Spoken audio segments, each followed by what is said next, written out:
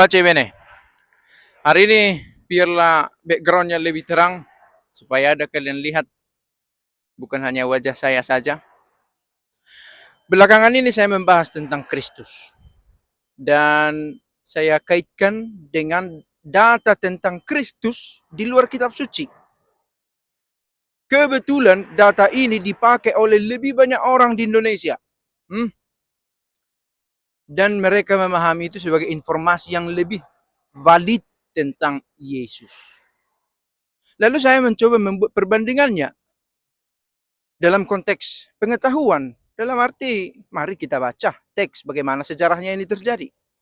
Mengapa menceritakan sosok yang sama? Siapa yang menulisnya? Apa motifnya? Apa tujuan? Sebenarnya mau ke sana arahnya. Tapi banyak aral melintang. Banyak batu-batu yang menghadang. Tak peduli dia agama apa. Dari Kristen apa? Katolik, Protestan, dari Muslim untung belum banyak, karena sudah ada beberapa yang melihat dan berkata, oh ini apa namanya, pelecehan katanya, ini penistaan. Lihat, ini menjadi batu sandungan untuk mendalami sumber-sumber ajaran iman secara akademik, ya, untuk mencari kebenaran. Sandungan itu. Karena sedikit-sedikit nanti sudah dikatakan, oh penistaan agama. Penjarakan saja dia ini. Maka masuk akal orang takut. Dan salah satu alasan mengapa menjadi persoalan istilah beda dan sama itu, salah satu alasannya adalah supaya menghindari polemik.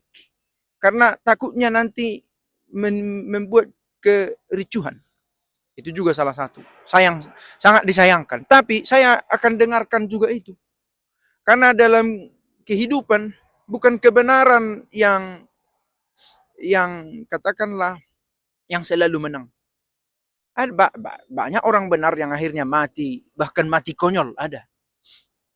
Syukurlah kematian Yesus tak konyol, karena ternyata mengubah dunia. Dan kita yakini itu.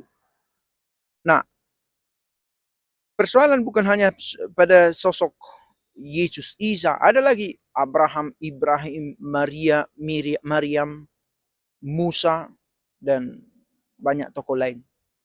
Harun. Yang sebenarnya masih bisa kita bahas. Mengapa tokoh-tokoh Yahudi dulu ada muncul sebelum akhirnya ada Isa. Ini pun satu topik yang menarik untuk dilihat. Banyak dokumen saya sudah temukan. Misalnya tulisan uskup Armenia itu Sebeos, juga tulisan seorang biarawan Monaco Nestorian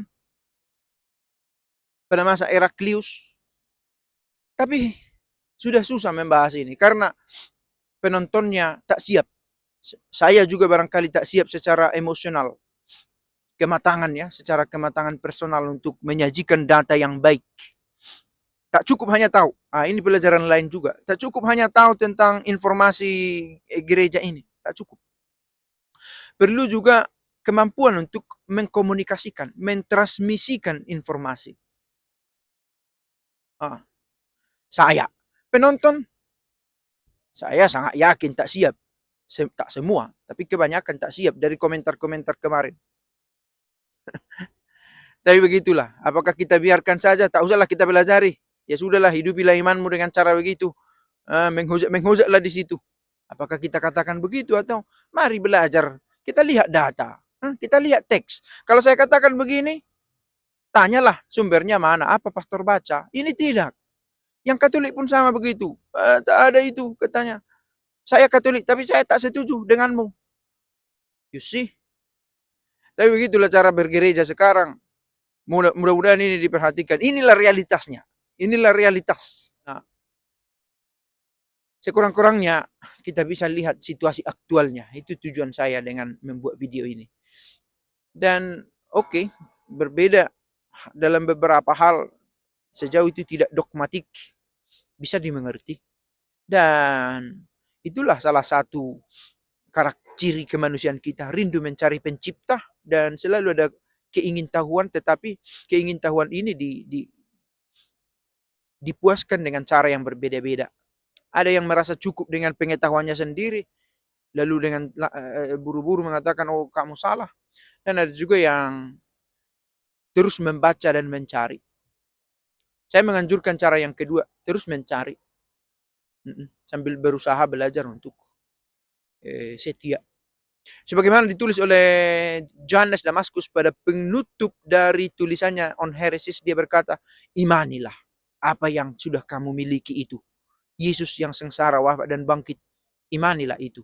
Dan itu pun cukuplah daripada akhirnya kamu hidup dalam kebingungan. Ciao.